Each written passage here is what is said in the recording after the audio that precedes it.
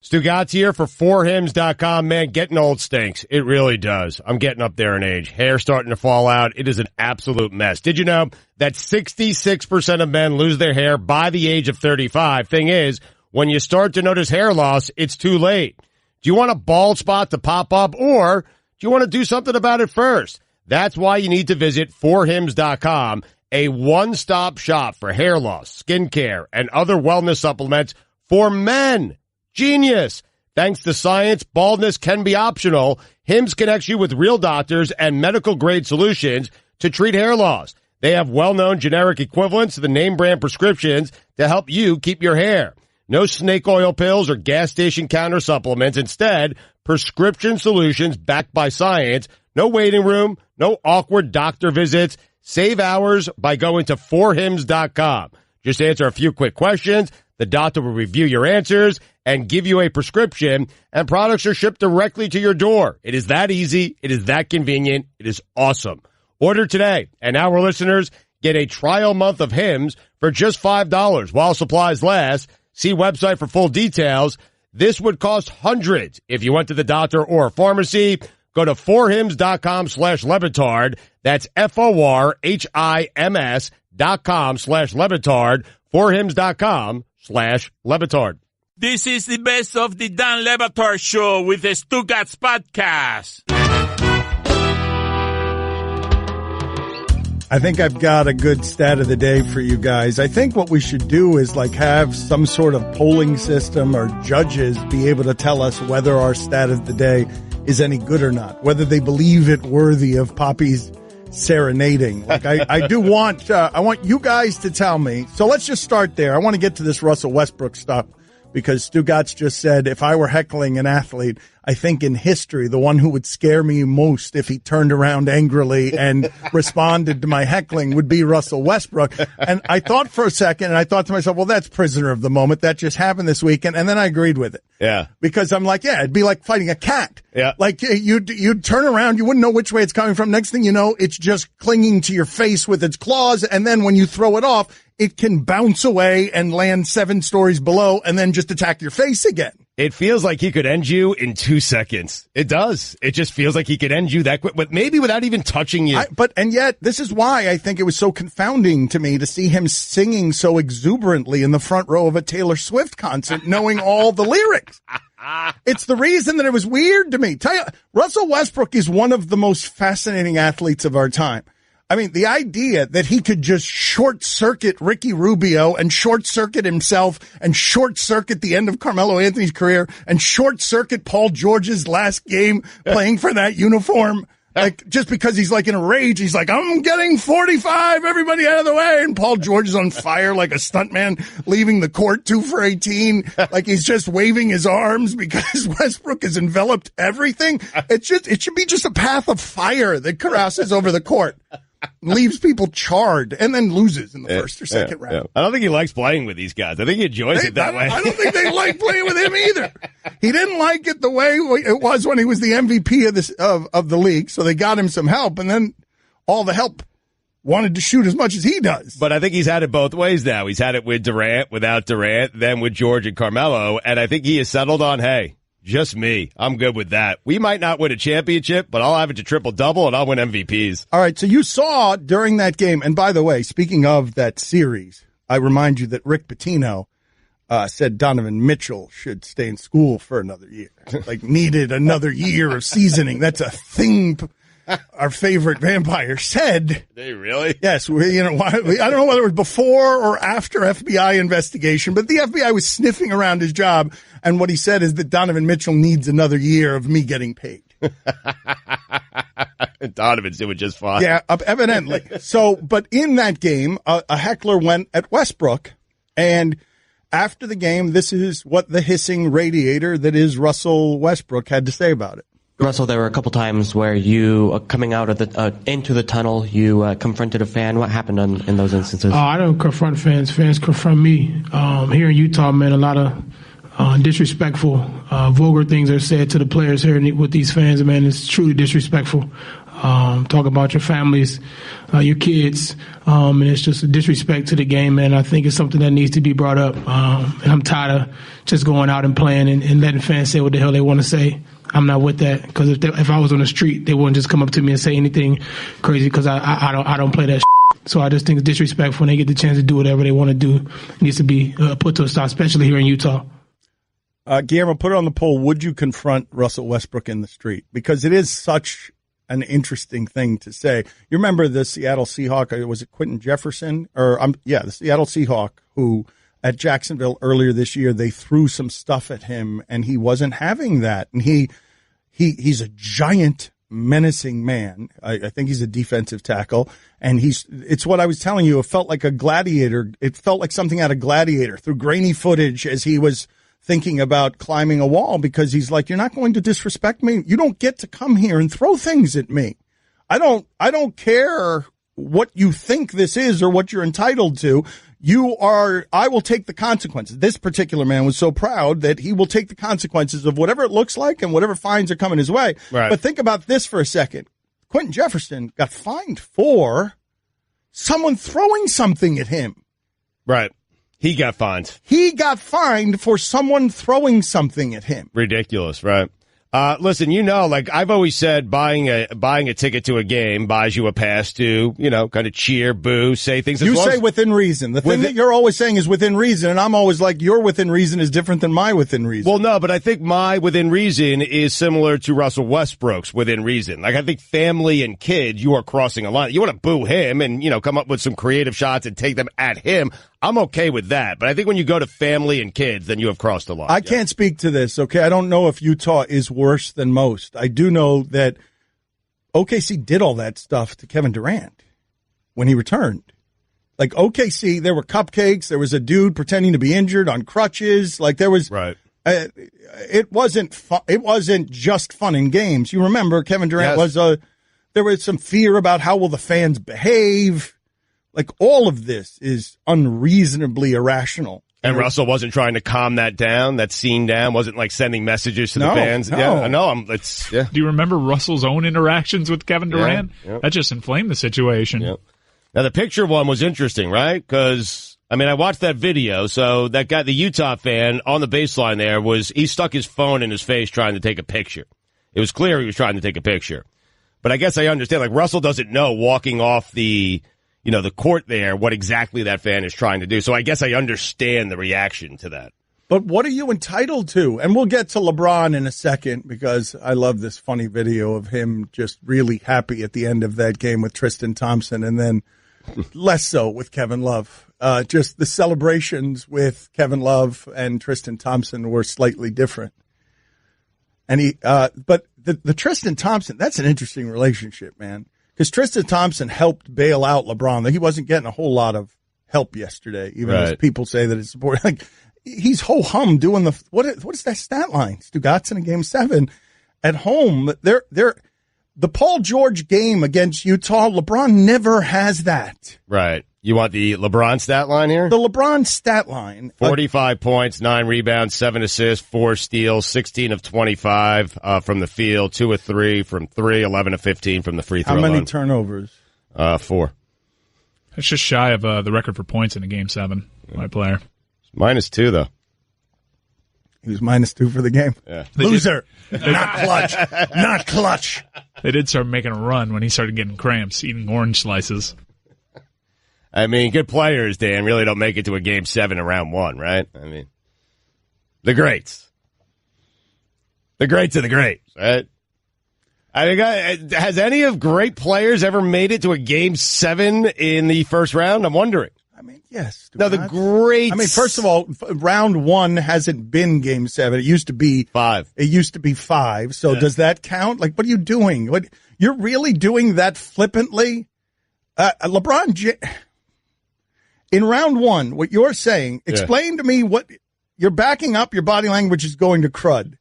I'm just saying, best of the best, usually in the first round, don't get to a Game 5 or a Game 7. 5 when it was a best of 5, 7 when it's a best of 7. Let me ask you this. He's great, though. What can I say? And you think he's going to be in the finals? I haven't quite figured out the strategy yet. I just know he's not losing this round coming up here. He will beat the Raptors. I'm trying to figure out the strategy with the Sixers here because he can't really lose to the Sixers because you can't join them if you can't beat them. He's not going to do what Kevin Durant did. So yes, I have him. Now I played it out in my mind. He's going to the finals. He gets past the Sixers. He loses in the finals. It's fine. Well, then joins the Sixers as the missing piece. Guys, aren't you happy that finally it made its way around all the tumbleweed that blows around in his skull? And the next thing you know, boom, live on air. There it is. You get to see the Stugotz in its natural habitat. Such rare footage of him having a thought, letting it spool, and then bringing it all together with a point that means nothing.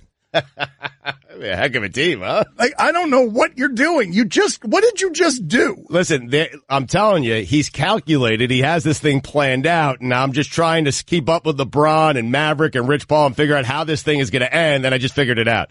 It's going to end with him getting past Philadelphia, losing badly to the Golden State Warriors, and then joining Philly as the missing piece. If Team Banana Boat doesn't come to Miami. Okay. I'm glad we talked about Game 7, and I'm glad we talked about LeBron, and you took it to the place that everyone takes every LeBron conversation, which is, I don't care that he just had one of the greatest performances I've ever seen. Where is he going to play next season? Congratulations, Stugotz, on being the largest of hacks. Yeah, thank you. ESPN Radio is presented by Progressive Home Insurance. I mean, Gabe, let's be honest. Where LeBron goes is infinitely more interesting than what happens in the Eastern Conference this year, right? Okay, fair enough, but that was a pretty epic performance by him yesterday in a pretty crucial spot where if he hadn't put forth that epic performance, the media would be crushing him today. Yeah, -2. ESPN Radio is presented by Progressive Home Insurance. They were worse with him on the court. He's won 5 straight Game 7s. Right, but in the time that LeBron was on the court, they lost by 2. How about that? Great players don't do that. Dan Le Batard. You're announcing that you will not announce that they are a good team until they've won back-to-back. Yeah. But because you are taking away all of Kevin Durant's championships in your personal record book, right, you are never allowing him to win them back-to-back, even if they win them back-to-back, thus securing that you never have to identify them as a great team. Correct. Stugotz. I hate when I wander around in your head and see all the empty spaces and the tumbleweed blown around in it. This is the Dan Le Batard Show with the Stugotz on ESPN Radio. All right, I got a stat of the day, but I want to start polling the audience on whether our stat of the day is indeed worthy of stat of the day. I want to start polling the audience on all this stuff. Guillermo's epic sound of the day. Is it indeed epic? Was it indeed epic just because Guillermo says so? But here's your stat of the day. Give me the short version of my father serenading the worthy. The short one, please. Start of the day, start of the day. It is the start of the day. Start of the day, start of the day. It is the start of the day. Start of the day, start of the day. It is the start of the day. Start of the day, start of the day. It is the start of the day.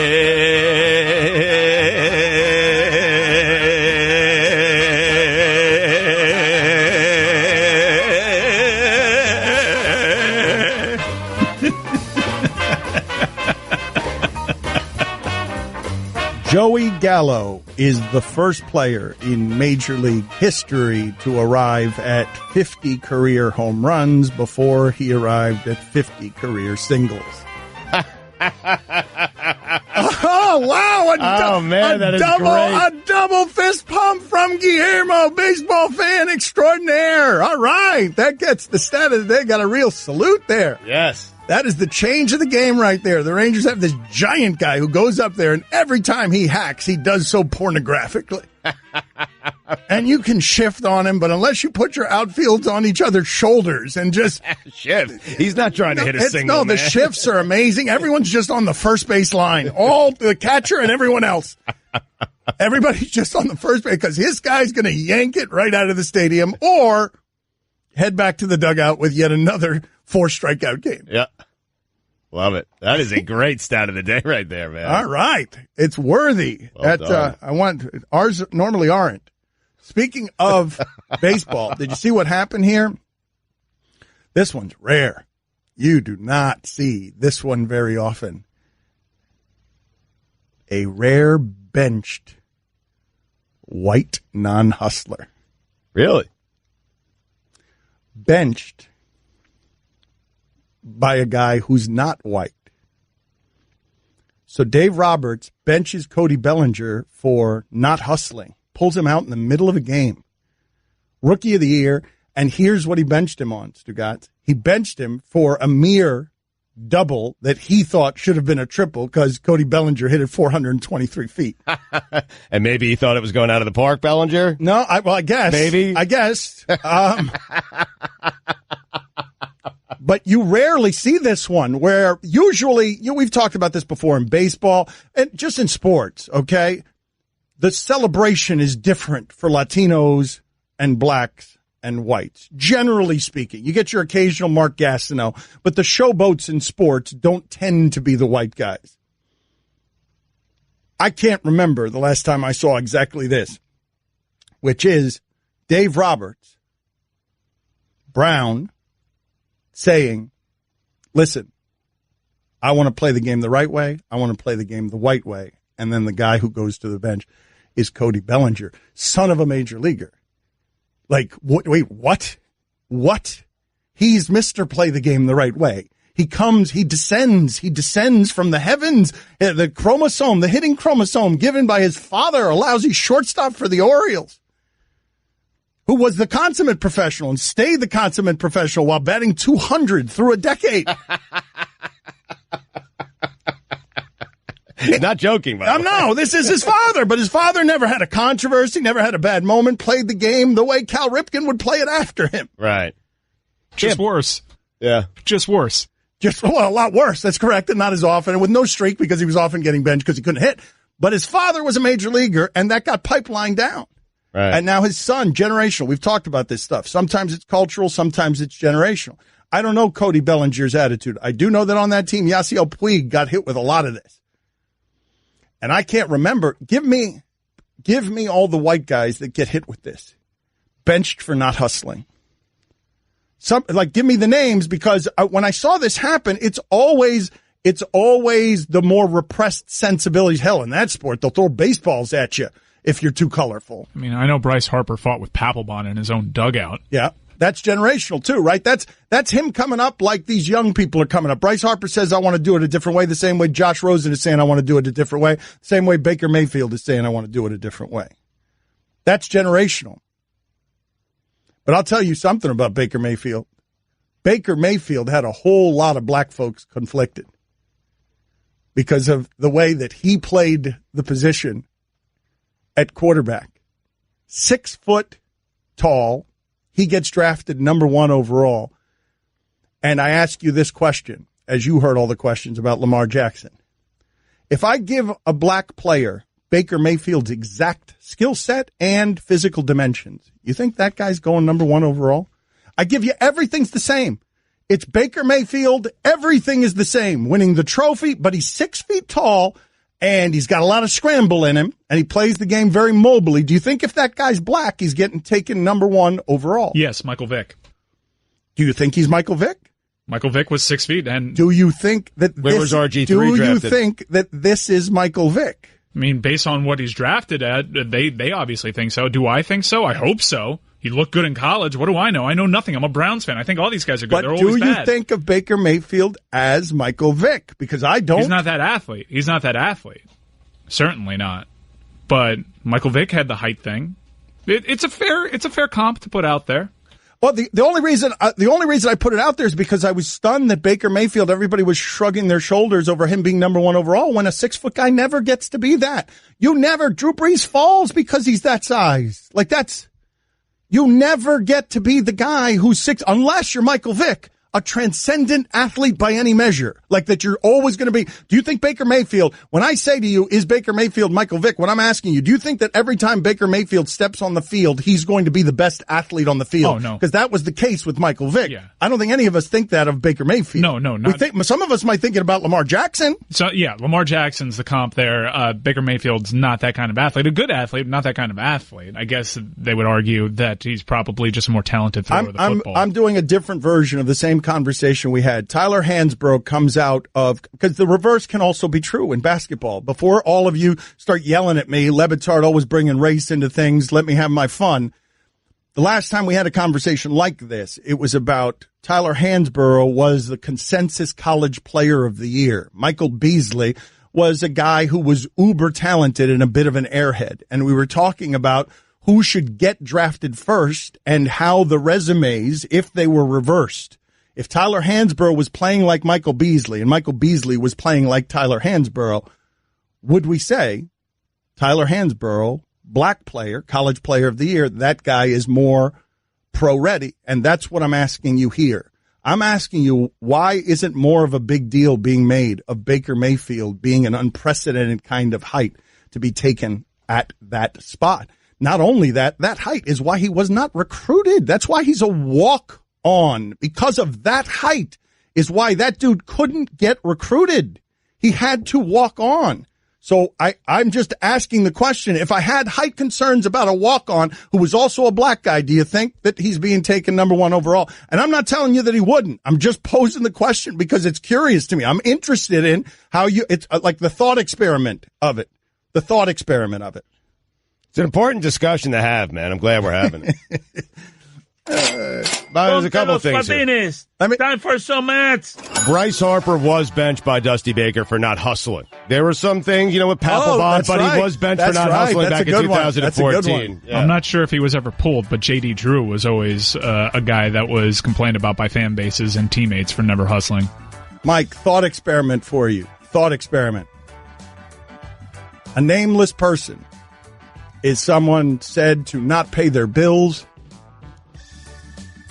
Several children by different women. Arrogant and loud with his opinions. That black person. We make him president of this country? Just as a thought experiment. We've run into the time of year where it's big business for 1-800-Flowers. Some people who think you got Bellinger mixed up with Mark Belanger. Oh, I did! That's a big fine, man. I did! Oh, no! Oh, I did do that! Because you described Mark Belanger perfectly. Great fielder, batted 200 for a decade. That's terrible! What a terrible, arrogant mistake to make. Stugotz, tell him. I'm going to have to. Tough segment for you. Allison, send the Belangers and the Bellingers 1-800-Flowers on my behalf for that mistake. Don Le Batard. Bleep yeah! Bleep yeah! Stugotz. Bleep no! Bleep no! This is the Don Le Batard Show with the Stugotz on ESPN Radio. ESPN Radio is presented by Progressive Insurance. The Dan Le Batard Show is brought to you by Pennzoil Synthetics, taking synthetic motor oil performance to a whole new level. Make the switch to Pennzoil Synthetics today. Guests on the Dan Le Batard Show appear via the Shell Pennzoil Performance line. Here's your SportsCenter update.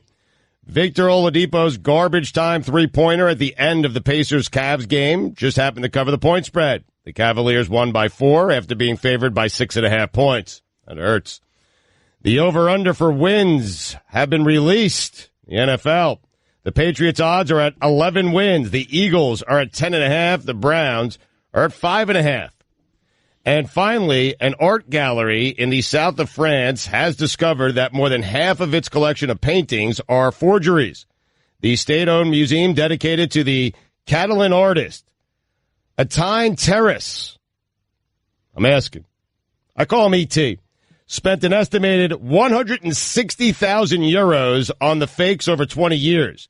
Doubts about the collection of paintings, drawings, and watercolors were first raised by art historian Eric Forcada. That guy. He did it several months ago. He noticed that some of the depicted buildings were constructed after Terrace's death in 1922. A committee of experts have now confirmed that 82 of the 140 works were not painted by the artist. I mean, this Forcada guy, by the way, right? That guy. It made me laugh with this guy. It's like you have no idea what you're looking at. You don't know what you're reading. You're not retaining any of it. You just saw a name and by reflex went to the Stugotz, this guy. It doesn't even mean anything. I hate that guy. He stares at a painting he sees what others don't see. That building wasn't there before this artist there. Get out of here, Forcada. Find something better to do with your time. Then profit immensely off art? Yeah. Okay. For all the latest headlines and information, tune in the SportsCenter on ESPN Radio all throughout the day. That was a bad beat. Read that first story again. The first story, the Oladipo story. Bad, man. Oladipo's garbage time three-pointer at the end of the Pacer-Cavs game just happened to cover the point spread. The Cavs won by 4 after being favored by 6.5 points. That you're watching the end of that. You're just the dribble out the clock.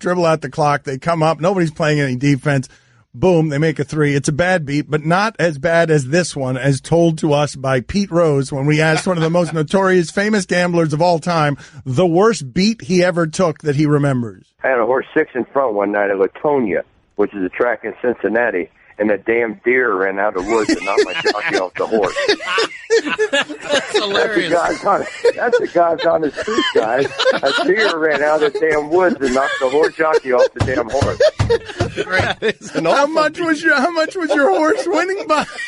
He was 6.5 in front going down the backside.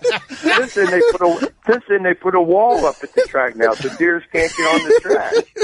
Guillermo, put it on the poll. Is the saddest thing that's ever happened in gambling Pete Rose at a Cincinnati horse track with a horse up 6.5 lengths derailed by a deer? This might be the most depressing start to a soundbite ever, too. This is first sentence. I don't know how it got I do not know how it got funnier after the first sentence. I had a horse 6 in front one night at Latonia. Laconia is a great word. It's a great, funny word. Yeah, you could tell this guy's such a junkie. Oh, my God. Such a degenerate Oh, my God. by this sentence. I had a horse 6 in front one night at Latonia. 6 in front, Wait a minute. Let's talk about this for a second. Let's talk about the person in sports that you would expect to find in a corner at the dog track weekday afternoon. Like, who's the person? Because Pete Rose is the person who actually did it, the guy who most resembles the guy who would do it? Honestly, anywhere throughout sports, like, you can't picture LeBron sitting around at the dog track in Cincinnati on a weekday afternoon, rooting for a horse to not get hit by a deer. No, I can't imagine. But who can you imagine doing it? Wow. That is the look. Pete Rose. Dave Gettleman. Oh, that's a good one. Yeah, that's a good one. You don't see him at Latonia? I see him at Latonia. It's got to be a Cincinnati. It's got to be the equivalent. It doesn't have to be the city of Cincinnati, but Cincinnati's sad. Like, I just think of, look, I'm sorry, Cincinnati, that I have to do this to you, but your sports teams make me sad. Your Bengals are so satisfied for 2 decades with Marvin Lewis and Andy Dalton as quarterback. I know many of you think that Dalton hasn't been there 2 decades. You're wrong. And ignore everything I said about Mark Belanger in the last segment. Andy Dalton has been there for 20 years. Guillermo, put it on the poll. Does the sports situation in Cincinnati make you sad? Charlie Weiss.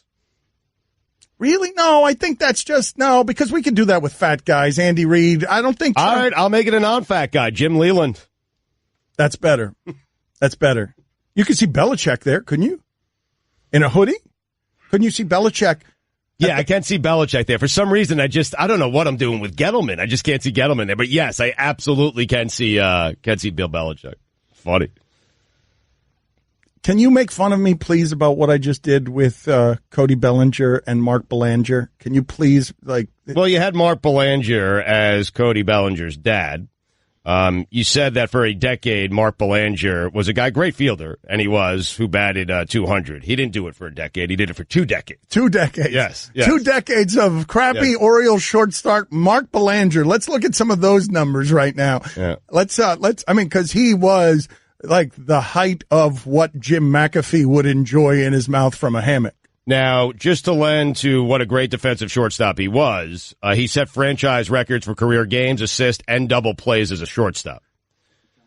The batting, though, oof. Did you say Jim McAfee again? Yeah. That's a fine. Yeah. It's John McAfee, isn't it? Yeah. All right, now I'm going to have to explain this again at great discomfort. All right, hold on. Everybody just slow down. I got to pay for this fine. And I got to think for a second how I'm going to say this on the radio. There is a Netflix documentary about the antivirus tycoon at one point worth $100 million, John McAfee, who I continue to call Jim McAfee. I'm going to say the excuse for this is some shocking details in the middle of this documentary.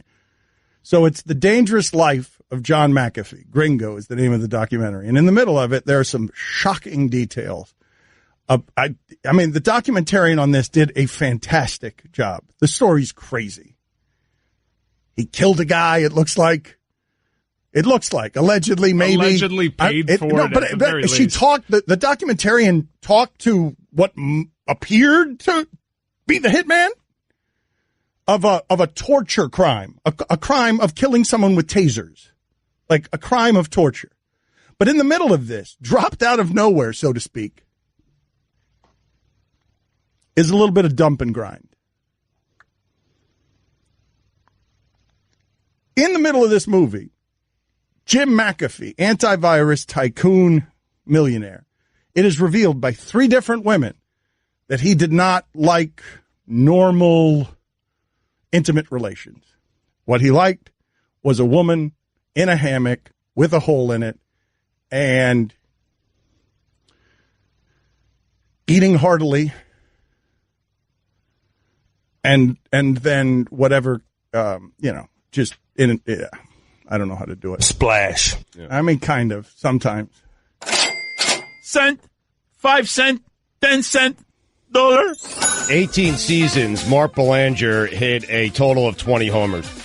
18 seasons, Mark Belanger had 3 seasons in which he hit over 230.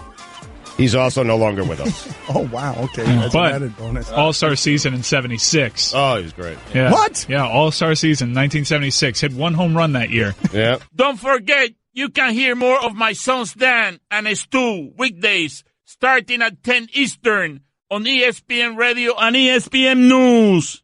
Next. You're holding up the line, ma'am. What did you say? You're next in line for the water slide, ma'am. Feet forward and enjoy the ride. Okay, dearie. This does look fun. Whee-oh! You melted me. I've melted. The Wicked Witch of the West on a water slide? Surprising. What's not surprising? How much you could save by switching to Geico. See what you've done. Oh! Geico. 15 minutes could save you 15% or more. Dan Le Batard. Give us as much as you can here. Take us up to the dramatic first pitch, Billy. Jose Ureña standing at the back of the mound. He reaches down. He's rubbing some dirt and rosin on his hands. And here we go. Stugotz. And the pitch. Oh, God, a home run on the first pitch of the game. Oh, my God. Welcome, Derek Jeter. And that concludes our Marlins coverage for the season. This is the Dan Le Batard Show with the Stugotz on ESPN Radio. I know that Keith Richards is known the best for drug use throughout rock and roll, right? That has to be the choice, correct? Yeah. I mean, he's certainly he's in the top 3 for sure. Yes.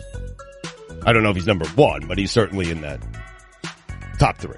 What does the top 3 look like? We're going to get to Stugotz's weekend observations in a second, but what is the top 3 in the history? You got to go living, right? You don't want to do it with the Cobains of the world and all the people who died. Yeah, I'd get to who Stugotz was just speaking about. George Clinton, Keith Richards. Living is quite the wrench. Right. I would say Jerry Garcia probably in that conversation. But not living. Not living. All right, Bob Weir probably in that conversation as well. But was George Clinton or is George Clinton an active crack smoker? Like, wasn't he at some point? Wasn't that something? Forgive the reckless speculation of this, but I feel like George Clinton was somebody. We played last week the James Brown interview when he emerged from a domestic abuse incident, and on CNN, it was just crazy. And it seemed like that was a person who was not sober while they were on television. Either that or just James Brown, did crazy well. But when one of the things that I marveled at with George Clinton is how can he keep it up? I've never heard of an active crack smoker. I've never heard of somebody who admits to a crack addiction and then can be a functioning crack addict. I see what you did there. Functioning. That's right. Time now for Stugotz's weekend observations. It is time for Stugotz to share his game notes. No one in the media will tell you what happened better than my boy Stu. Weekend Observations is brought to you by Vivid Seats, the official ticket partner of ESPN. Download the free Vivid Seats app today to get your tickets. Dan, I'd like to take a second and congratulate all the fine young men who didn't get drafted by the New York Jets. Pete Rose denied gambling debts. Bet you he's lying. Dan, it bleeds. What bleeds? LeBron. Ah, okay. Yeah, that's right. It does bleed. Yes. Yeah, it does. Finally have proof. I still don't believe it. I think it just leaks red oil. If it bleeds, we can kill it. Right? Golden State, maybe. Not the rest of you. Congratulations to the Patriots for finally bucking the trend and drafting a small white slot receiver. Braxton Berrios, Canton, collision course. Did you really? Braxton Berrios, Canton, collision course. Yes, I really did that. Why are you surprised by that? You took the R out of the first name and put an extra one in the last name. That's what I do. Braxton Berrios, Canton, collision course. Sam Apuzzo, Boston College, best women's lacrosse player I've ever seen. Beautiful blue, Carolina skies, 70 degrees, amazing breeze, ACC, women's championship game with my wife and daughter, 2 top 5 teams, great game, perfect day. That was unfortunately ruined by the obnoxious parents of the North Carolina players. Carolina lacrosse parents, pretty sad when the kids are more mature than the adults. Why do you keep bringing your personal vendettas to the middle of the weekend observation? Well, what do you mean? I was at the sports. I was at the ACC championship game. I mean, it was Boston College. It was North Carolina. BC's coming for Carolina. Carolina said not so fast. Carolina won the game. Perfect day. Carolina blue skies, weather, everything. Ruined by the parents because they were a bunch of jerks. I'm not joking. And this is coming from a guy who's been kicked out of a lacrosse tournament. His daughter's lacrosse tournament. Carolina, I mean, seriously, parents, simmer down. You embarrassed yourself, the school, and your kids. D.D. Gregorius, AL MVP, collision course. The Jets draft received an elite grade from Pro Football Focus. That means the players will be elite on the next team they play for. 45 points, 9 rebounds, 7 assists, 4 steals. Jordan was better. Pelicans and Jazz, with all due respect, let's just start the Western Conference Finals. Carmelo said a bench role in Oklahoma City is out of the question. Here's what's out of the question. Carmelo walking away from $28 million. For $28 million, the Thunder should make him the actual bench. When a player comes out of a game, they don't sit on the bench.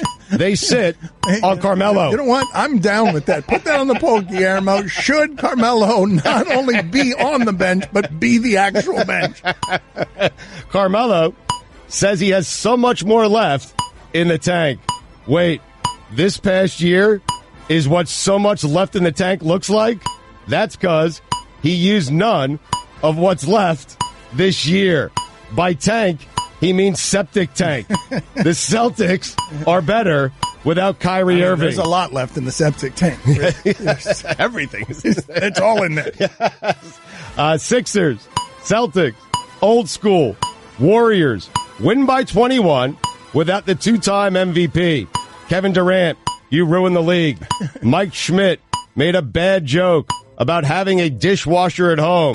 He said the dishwasher was his wife. No. The joke was met with groans, and I'm guessing when Mike got home, Schmidt hit the fan. Technically, the Celts-Bucks series never started. It didn't. It's still 0-0. A road team never won a home game? Okay, yeah, so everyone won their home game. When's it starting? When's the It starts when a team wins a road game, and no one won a road game. That's right. Okay, so technically hasn't started yet. All right. Yeah. We're waiting for Celtics. I want to get underway there. Yeah. Ursin, I don't know if I'm saying it right. Ilyasova. It's not that the Heat Arena is half empty. It's that at any given time, half the people in that arena are in the bathrooms doing cocaine. That's true. I'm sorry. Demonstrating the behavior of doing cocaine. Also, Do me a favor. Zip it up. You're Ersin Ilyasova. No one cares. You know what the definition of Ersin Ilyasova is? Someone who will never be responsible for his NBA team being good. What happened there? What happened there? You're sideswiping Ilyasova. You know what? Do me a favor. You're playing with Embiid and Ben Simmons. Don't comment on our arena and our fans, okay? Because your bandwagon fan just started watching the games this year in Philadelphia. Give me a break. Worry about your own fans. This is not a character assassination. I'm merely saying he looks like this. But Quinn Snyder totally looks like half the people at American Airlines Arena. So does Ricky Rubio. So does Rudy Gobert. So does Jonas Jerebko. Victor Oladipo said the Pacers. Gobert? Yeah, he does. He does. Gobert? Not Gobert. Gobert. You haven't been to the AAA lately, man. They all look like Rudy Gobert. Jonas Jerebko. I'm with you. They look like Rubio. Yeah. Everyone there looks like Rubio. Yeah. And they're all, waiting for the next Latin concert that's coming through. How about Quinn Snyder? How about that? You look like Quinn, too? Yes. Yeah.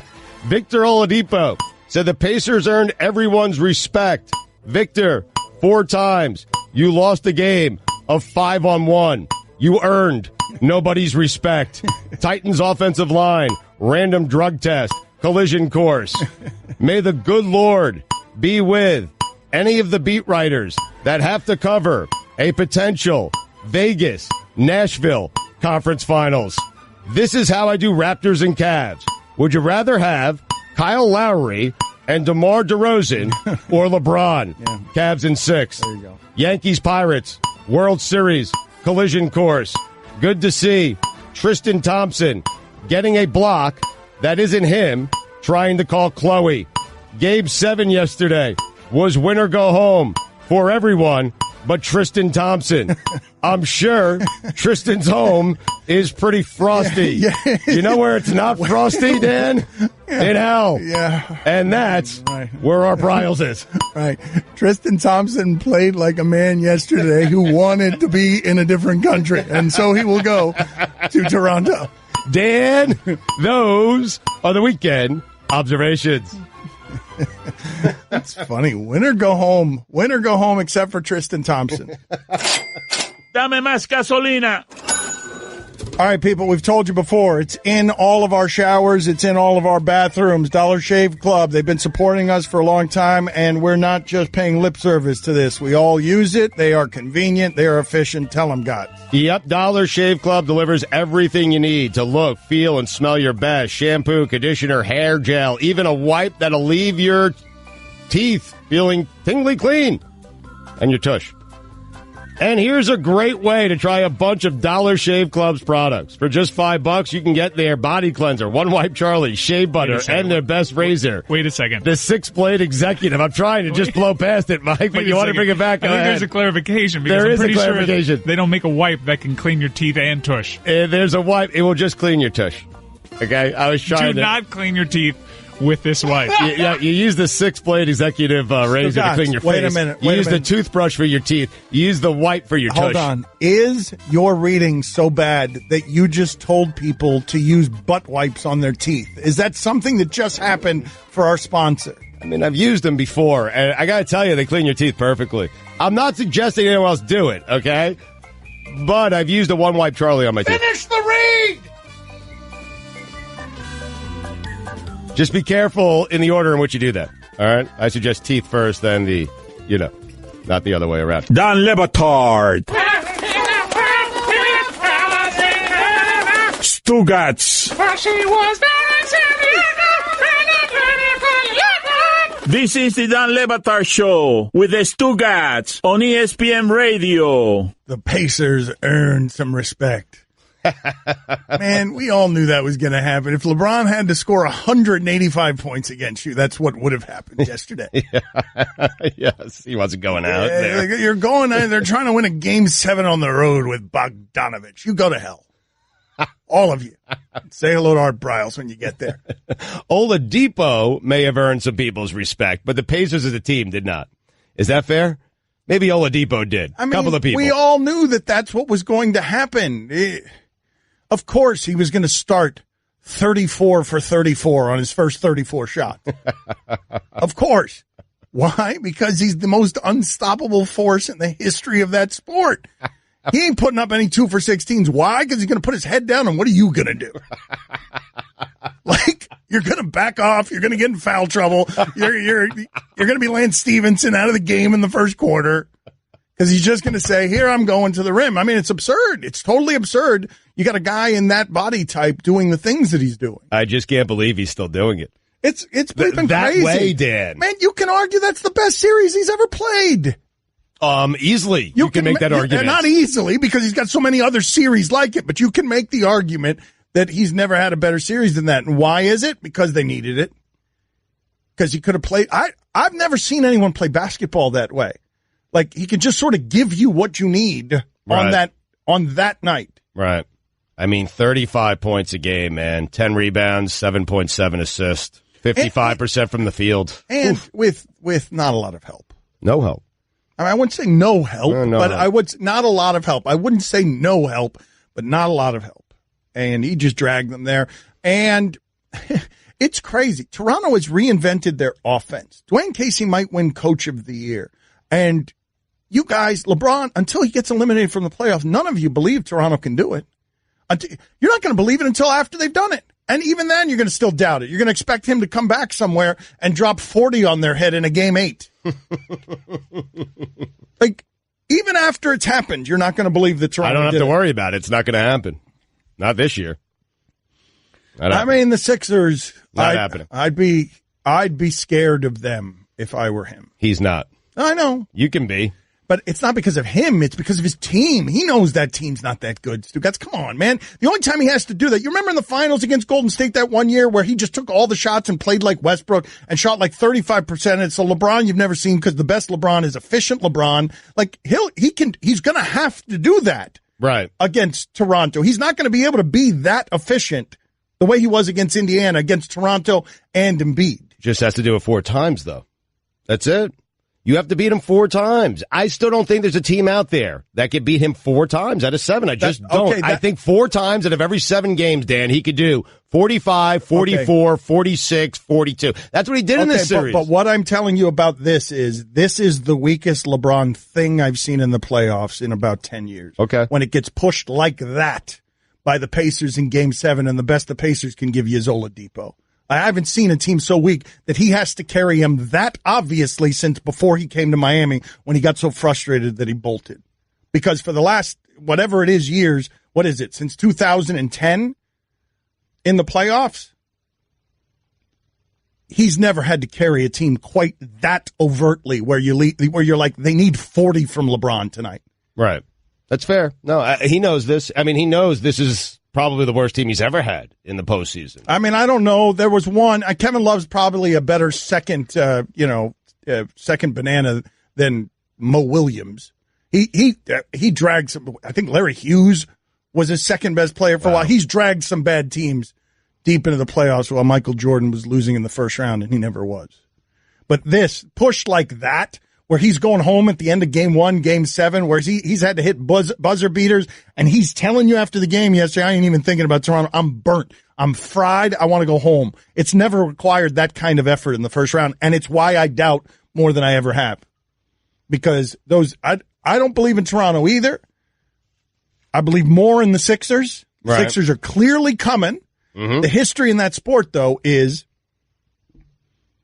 how many examples do we have of a team like the Sixers that gets to the playoffs and then rolls to the finals? Because the history in that sport is always you got to lose and you got to learn. That's the history. First year, you're saying? A team does not go from where Philadelphia has been to the finals without ever a playoff stop or exit in between. That's not something that usually happens in that sport. Especially one that's been organically built the way that they did with draft picks. So you have an example with the Celtics.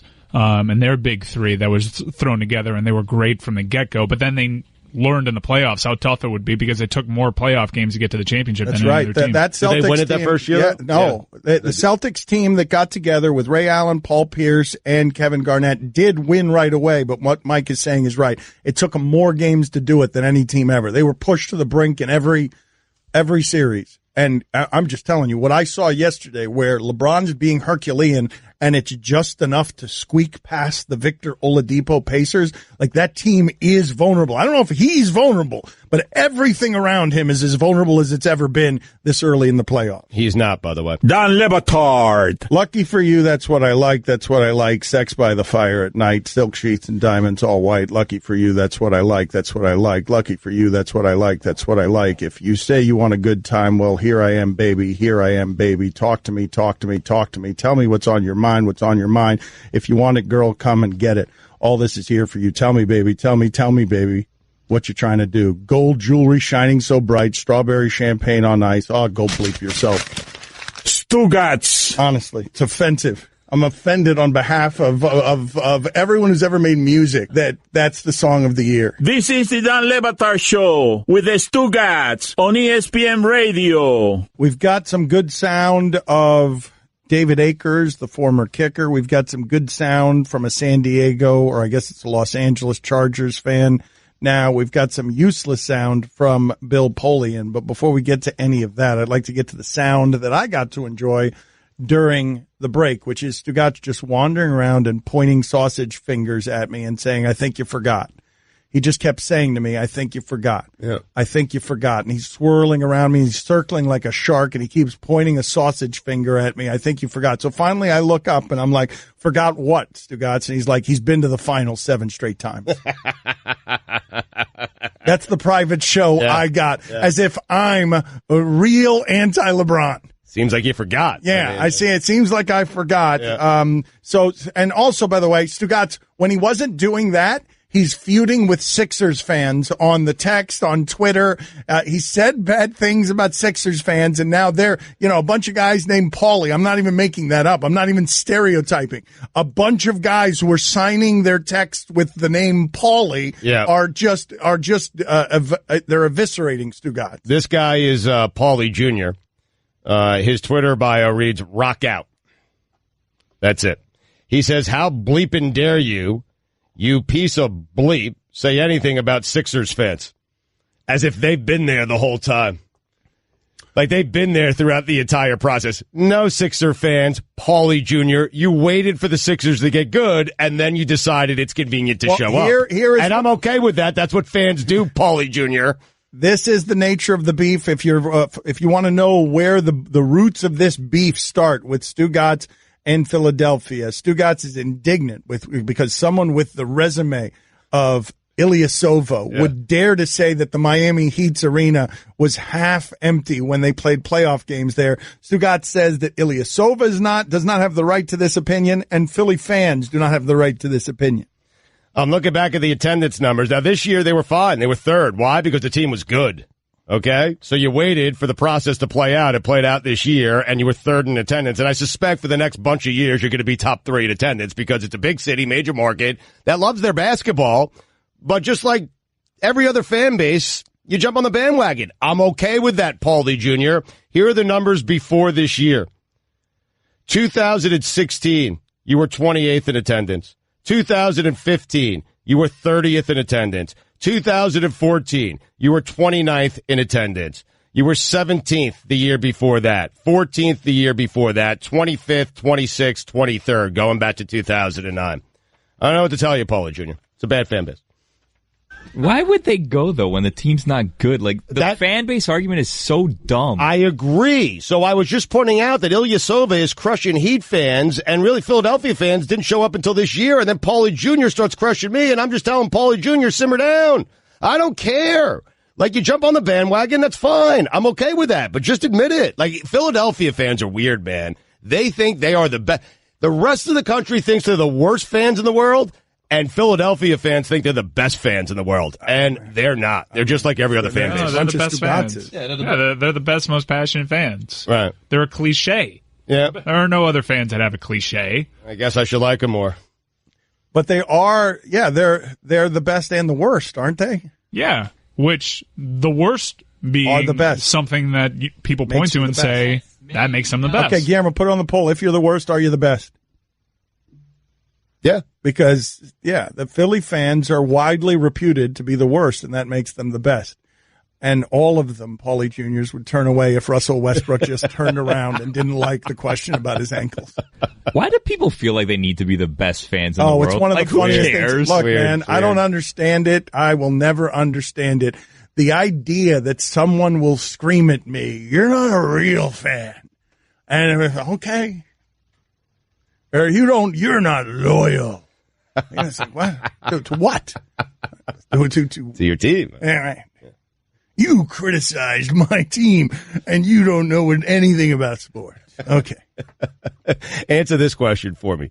The second Embiid or Ben Simmons misses a big shot that cost the Sixers the series, who's going to be the first fan just ripping him a new one? Oh, it's going to be a first call to Howard Eskin's show. Is that still on the air in Philadelphia? I don't know, but it's going to be Paulie Jr. Paulie Jr. is going to light up whoever misses the last shot. Yeah, that's why Philadelphia fans are the worst, and by the worst, we mean the best. Useless sound from Bill Polian. Would you like some? Would anyone like a little bit of useless sound from Bill Polian? I don't know how you can play with a chip on your shoulder. It's heavy.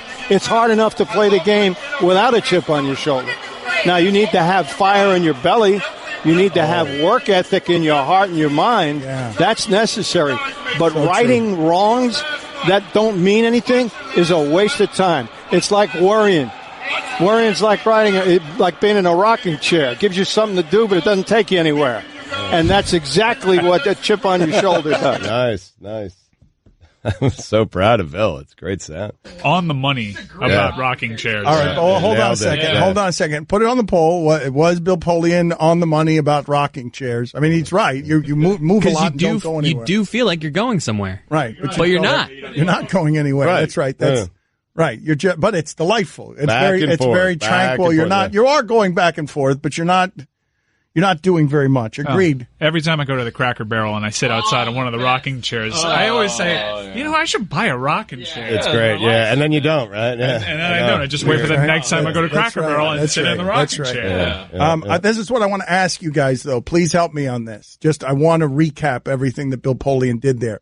We want a fire in the belly, but not in the eyes, or do we want a fire in the eyes as well? We want fire in the eyes, fire in the belly, but no chip on the shoulder? No chip on the shoulder. But fire in the eyes sounds awful, correct? Wait, no. Fire in the eyes would seem to be a character risk if Lamar Jackson had it. But wait, I love a good chip on the shoulder. You guys don't? No, he says it slows you down. But what doesn't slow you down? Wait, but fire in the belly? Yes, doesn't it makes you run faster. It makes you faster. Fire in the belly. Maybe a small chip on the shoulder? No, I think he thinks that's just a small rocking chair. That's just a small rocking chair. Something in the heart, too, he said. Something's in the heart. Oh, what's in the heart? I don't know how you can play with a chip on your shoulder. It's heavy. It's hard enough to play the game without a chip on your shoulder. Now, you need to have fire in your belly. You need to have work ethic in your heart and your mind. That's necessary. But righting wrongs that don't mean anything is a waste of time. It's like worrying. Worrying's like like being in a rocking chair. It gives you something to do, but it doesn't take you anywhere. And that's exactly what a chip on your shoulder does. I swear, I didn't hear any of it, so I have no idea what's in the belly, what's in the eyes, any of that stuff. He sounds like Christopher Walken. He does not. What are you talking about? Dan, you put it on the poll and you played it? He doesn't sound like Christopher Walken. Oh, my God. He sounds exactly like Christopher Walken in that soundbite. You don't know what Christopher Walken sounds like? What are you talking about? It's like a rocking chair. That sounds more like Christopher Walken. Bill Polian does not sound like Christopher Walken. So just because you wave your sausage fingers around doesn't make it so. You got to listen for it. It's just such a weird point to make off of the useless sound of Bill Polian. Also, I didn't need an analogy to understand what worrying is. That's right. Well, I did. I needed some help with that. I thought that worrying was useful before I heard that sound. So I'm glad the scales have fallen from my eyes. I think of it as a moment of clarity. Bailo, sell high. Time for some ads. What are you muttering? You're wrong on the walking thing. Okay, I'm wrong. All right. Worrying. It's like a rocking chair. That's what Christopher Walken sounds like. Anybody can do a poor Christopher Walken impersonation. The Watch. Anyone can do a poor Christopher Walken except for Bill Polian. Well, he's not trying. I'm just telling you he sounds like Okay, hold on a second. There was a work ethic in the heart and mind, right? Is that possible? To have work ethic in your heart? Yes? So it's work ethic in the heart. I wouldn't know. Work ethic in the mind. Fire in the belly. No fire in the eyes. No fire in the eyes. How about fire under the fanny? Is there fire under the butt? Does he need to light a fire? No chip, no matter No the chip, size. no Too heavy. no chip, too heavy. All right. Okay, I got it. Catch more of the Dan Le Batard Show with the Stugotz, 10 to 1 Eastern on ESPN Radio and ESPN News. Dan Le Batard. LaMarcus Aldridge. Awful. Stugotz. I mean, No, he's an embarrassment, man. He's bad. He's not a good player. I don't know what happened to him because when he was in Portland, he was fantastic. He is not good, Dan. He cost them the game last night. Although they won the game. But had they lost, I'm telling you, it would have been on LaMarcus Aldridge. And the only reason it's not is because they won the game. And I'm still going to crush him even though they won. This is the Dan Le Batard Show with the Stugotz on ESPN Radio. The Marty Party is always welcome here, no matter what he's into, what he's doing. College football. This is not a very big time for college football. He is on a merry-go-round in France. He went paintballing. I think it was today. Paintballing today. Paintbowling is a totally different sport. Paintballing today in France with the Michigan football team because, of course, he did. You know Harbaugh's great at that, right? Great at what? Paintball? Oh, for yes. sure. Oh, yeah. For sure. Yes. How great. Marty joins us now from Paris from a merry-go-round inexplicably that's going up and down right now as we speak. Marty, thank you for being on with us. Is indeed Jim Harbaugh great at paintball? No. Last year when we were in Rome, we played paintball too. So I did not participate today against Harbaugh. He and I were not in the field of battle at the same time simultaneously today. But I can tell you last year in Rome, we were simultaneously on the battlefield together, and I did every single thing I could in my power to try to shoot him below the belt with my paintball gun. Yeah. He was my only target. I didn't care about anybody else on the field. I cared about Harbaugh and those Lululemon britches of his that are so infamous and so famous. Now, let's get into my scenery right now. Yes, I am on a merry-go-round. Yes, we are at the Eiffel Tower. Yes, there are crepes. Yes, there is a beret on top of my hair. Because Viva Paris. Why not? I mean, Danny, you're sitting there talking about this not being excellent, esteemed journalism. What's more esteemed journalistically than paying this old boy over here twice, not just once but twice, to ride around in this circle on these horses and bobbing up down with this gorgeous scenery behind us and crepes and whatnot. What are you covering? What are you covering? What are you covering for the network? What are you doing with Disney's dollars? Explain to me why you and your crew are hobnobbing in front of on a merry-go-round in front of the Eiffel Tower. It's a Marty go-round. We've spent 4 consecutive days with Jim Harbaugh and the Michigan Wolverines touring Paris. And it has been quite the ride. He's a unique dude. But the most interesting thing was yesterday we went to Normandy Beach. And the players and the coaches and the boys and me got a history lesson.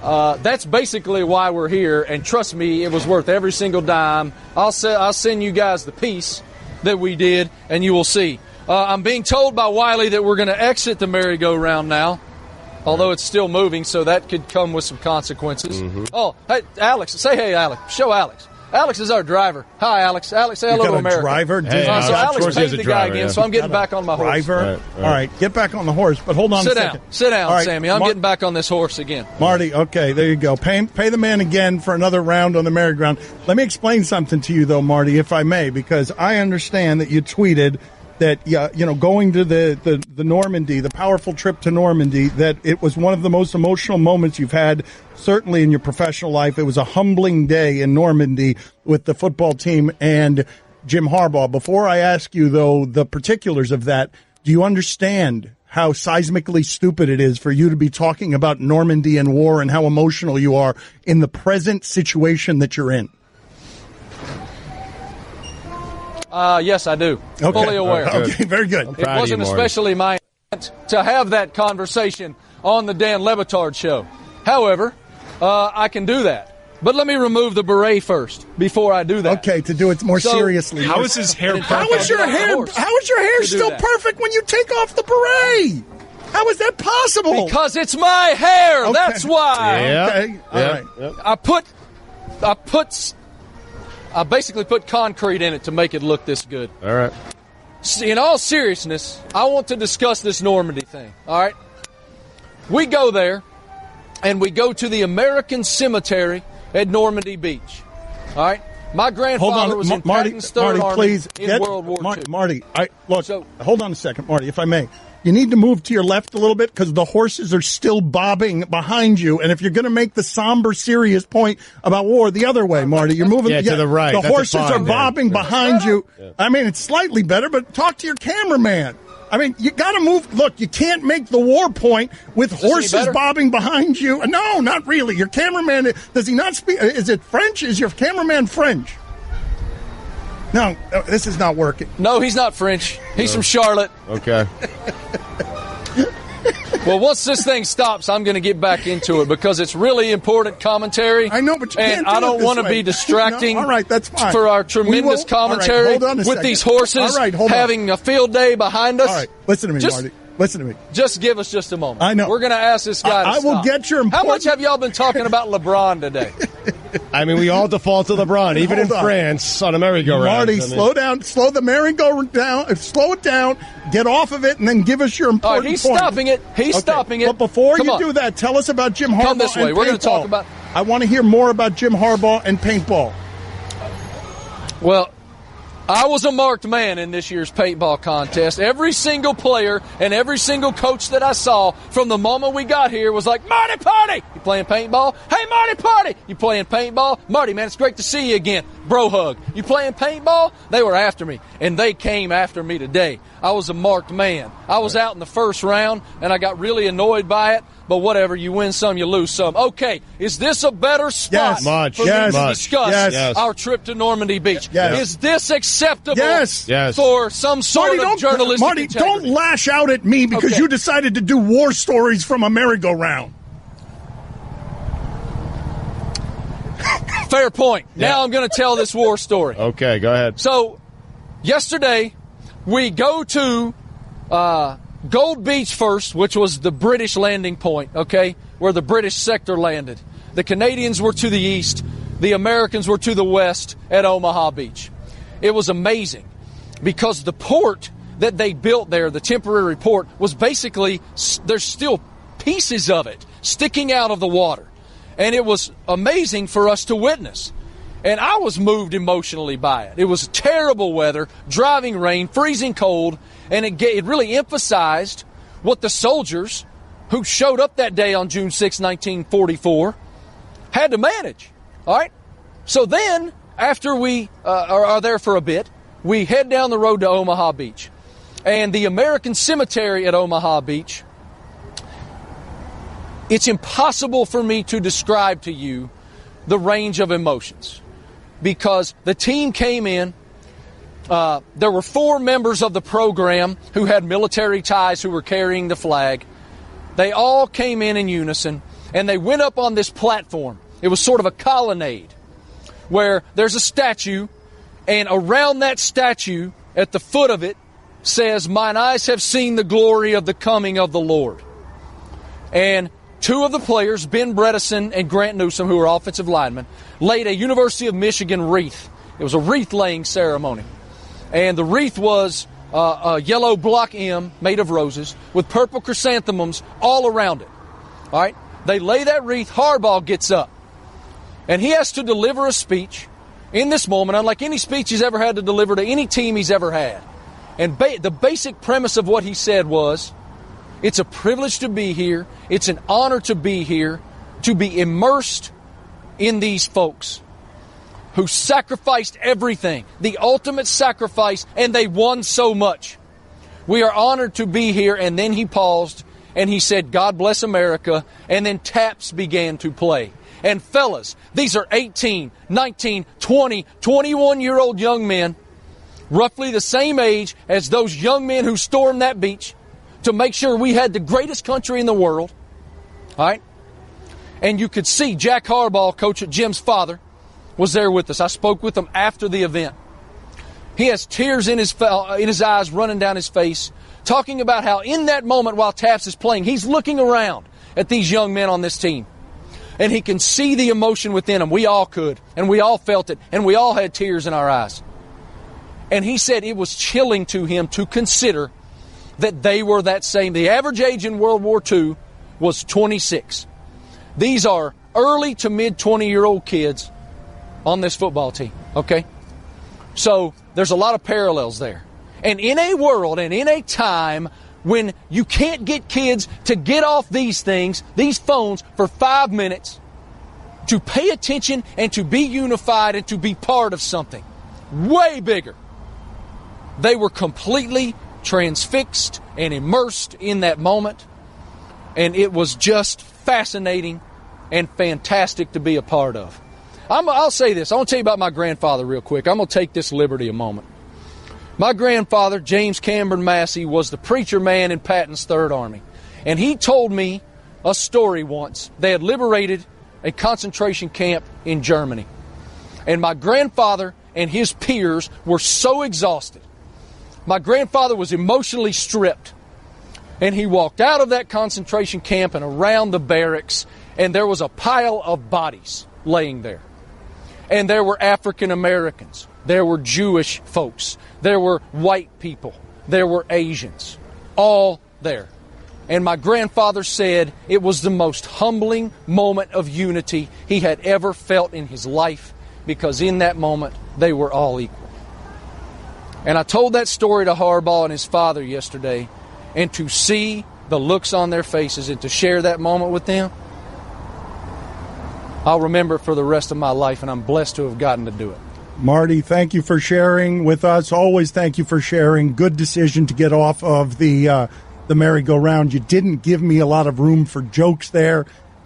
You were so moved by this, and then you immediately simulated war with paint guns. But okay, like no jokes here. Thank you for sharing that story with us. Marty Smith joined us today. Check out the Marty Smith's America podcast. It's every Monday this week. The guy who played Uncle Rico from Napoleon Dynamite joined him. Listen on the ESPN app or Apple Podcasts. Don Le Batard. Texter writes in, Stugotz looks homeless today. If I saw him walking down Ocean Drive, I would give him $5. Stugotz. Thank you. This is the Don Le Batard Show with the Stugotz on ESPN Radio. This David Akers sound of the draft. David Akers sound from the draft. They're great. And this is the Philadelphia kicker, and he is taunting Dallas fans, and he's doing so as a pro wrestling heel.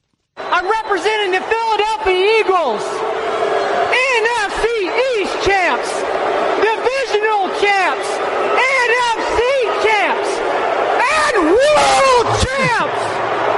The world champs! Hey, Dallas, the last time you were in the Super Bowl, these draft picks weren't born!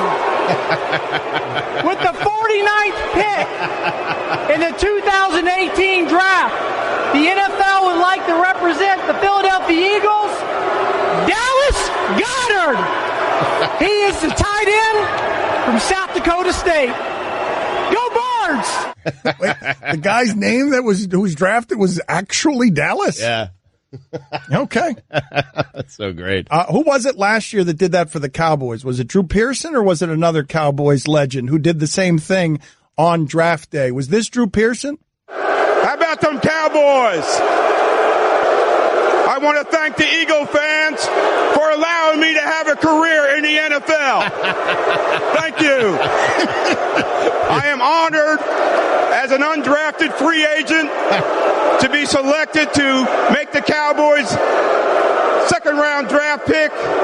And on behalf of the five-time world champion Dallas Cowboys, Hall of Fame owner Jerry Jones, Gene Jones, and the Jones family, Coach Jason Garrett, all the Cowboy players that played before me, that played with me, and played after me, with the second pick and the 60th pick in the second round, the Dallas Cowboys select defensive back from Colorado, Chidobe Awuzie. Yes. I mean, put it on the poll, Guillermo. Who did it better, Drew Pearson or David Akers? Pearson. I mean, so much better. And you can't respond to Pearson with a kicker who never won a Super Bowl. But they responded.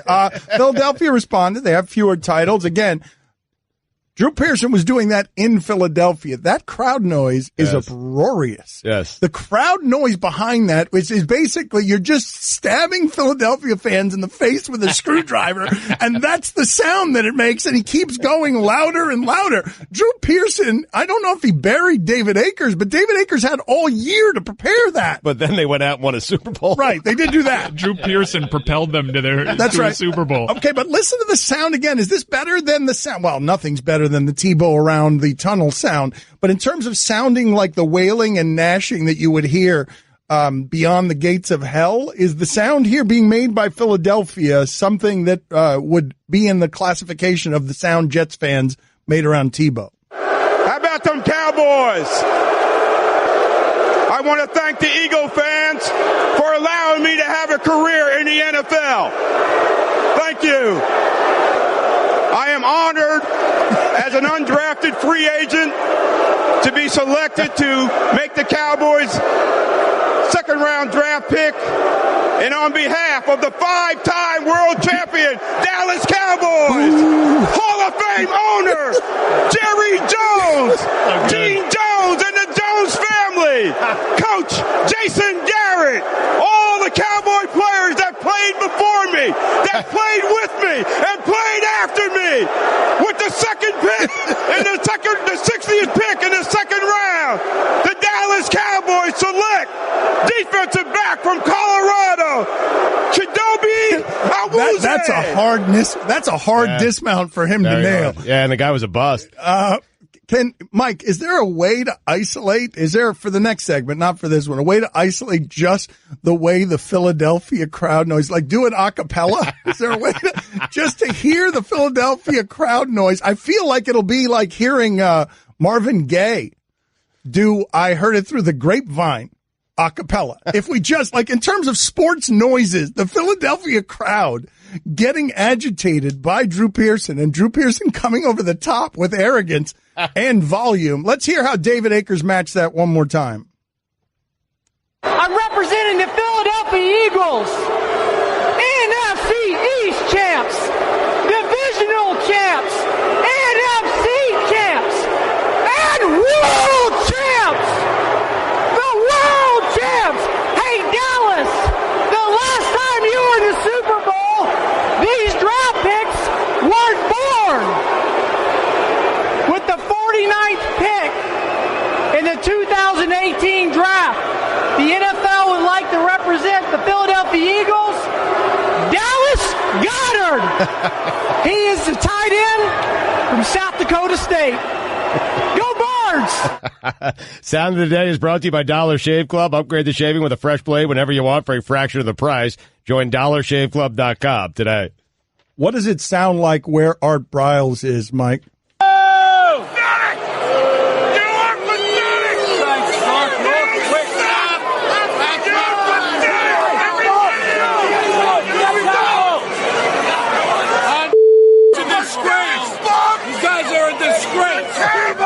Tebow, I want you in the second half. I want you to go. Tebow, save us. Sanchez,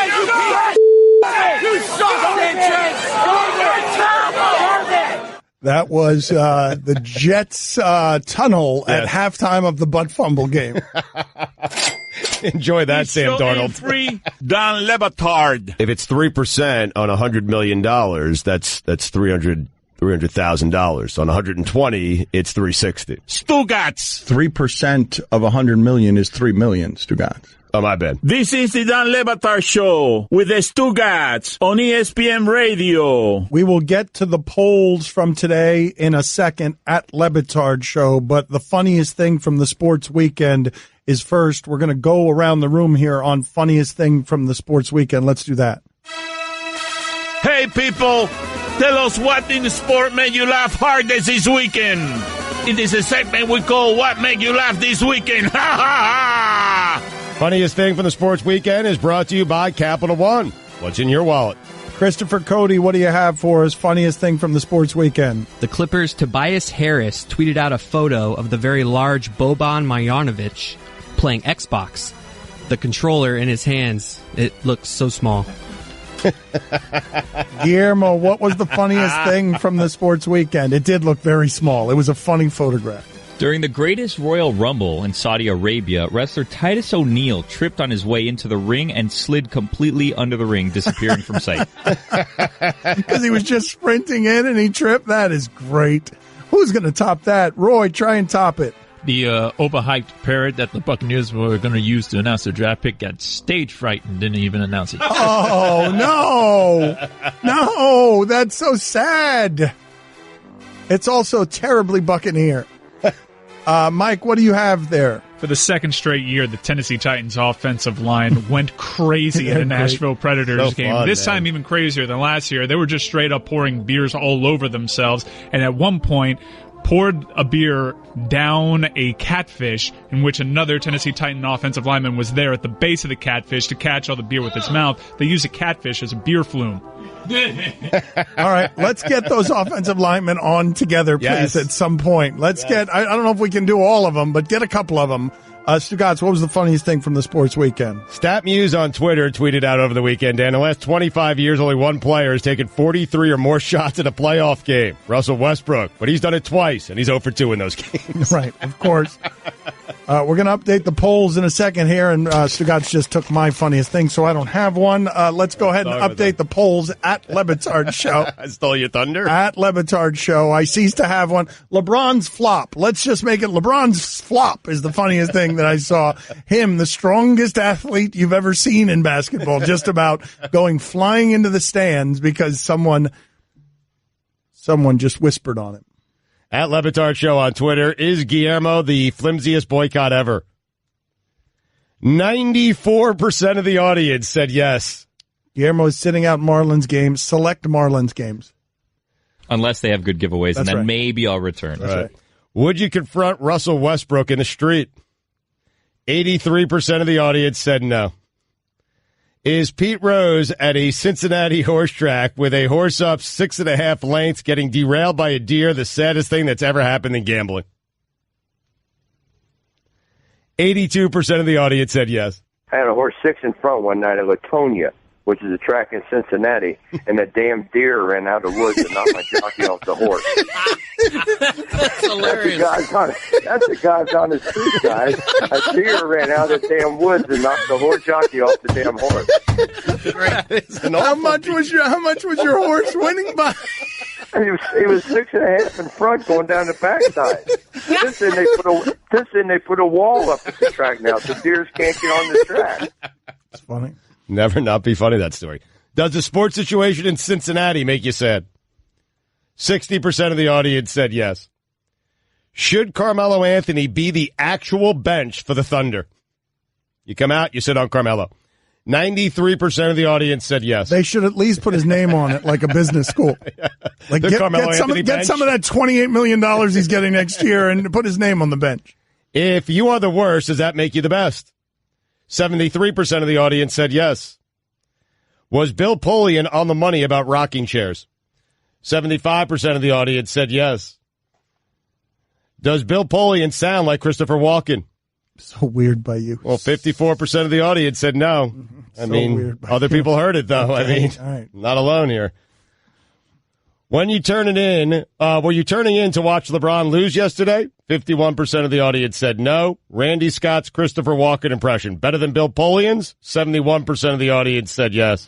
I don't know how you heard Christopher Walken there. Do your Christopher Walken. End the show on your Christopher Walken. I don't have one, Dan. What is that? You can listen to the Dan Le Batard Show with the Stugotz 10 to 1 Eastern on ESPN Radio, and you can watch on ESPN News.